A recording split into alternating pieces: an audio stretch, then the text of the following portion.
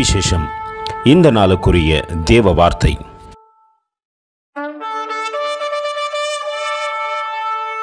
And Miriam answered them, Sing ye to the Lord, for he had triumphed gloriously.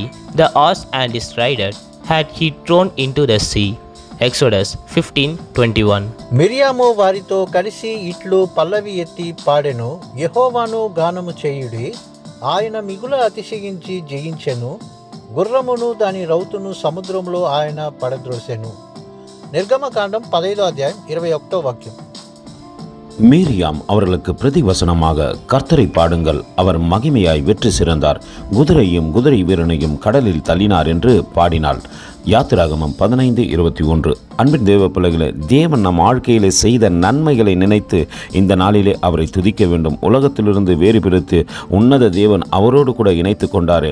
சகல நாட்களிலும் நமக்கு நன்மை செய்தாரே, இந்த நாட்களிலும் நம்மை காப்பாற்றி இருக்கிறாரே என்று அவரை நினைத்து அவரை நோக்கி பார்த்து அவரை துதிப்போமானால் நிச்சயமாய் தேவனுக்கு பிரியமான பிள்ளைகளாய் நாம் செயல்படுவோம். கர்த்தர் தாமே உங்களை ஆசீர்வதிப்பாராக. ஆமென். எங்களோடு கூட இணைந்து ஊழியம் செய்ய விரும்பினால் இந்த வார்த்தைகளை மற்றவர்களுக்கும் பகிர்ந்து கொடுங்கள். இது ராஜ்யத்தின் சுவிசேஷம்.